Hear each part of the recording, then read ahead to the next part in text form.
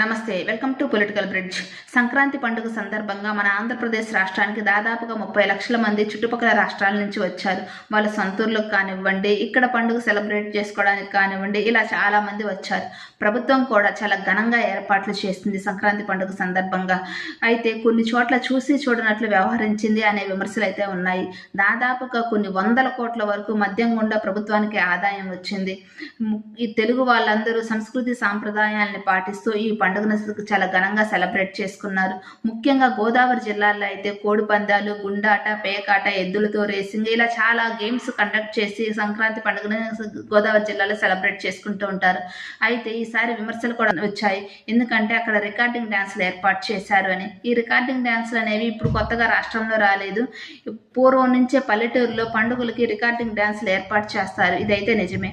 కాకపోతే కొన్ని చోట్ల అశ్లీల నృత్యాలు అయితే జరిగిన మాట వాస్తవం. ఈ విషయంలో ప్రభుత్వం మీద విమర్శలు కూడా వస్తున్నాయి. మీరు ఎలా సెలబ్రేట్ చేసుకున్నారు సంక్రాంతిని? కామెంట్ చేయండి. వీడియో నచ్చితే లైక్ చేయండి, షేర్ చేయండి, సబ్స్క్రైబ్ చేయండి. Thank you.